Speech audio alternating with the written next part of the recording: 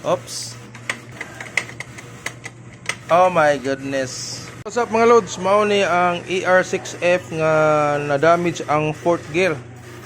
So na-symbol na nato mga loads, no? Napaslak na tanan. Loads na kayo. Nira matinangtang mga loads ah. Humanatag test drive ganiha, goods na kayo, no? Smooth na kayo gear shifting, giayos na to ang yang sana rear seat. Ila mo ning giusab niya. Last time gahi kayo kambyada. Mga siguro to hinungdan nga na damage ba. So goods na na. Ito pandaron mga lods. ER6F sulbad na. So wala na yung magkuto-kuto while mag-andar. Kay before saging ani ga idling ra, saba kay makina. Ayos na kayo. Paksit na.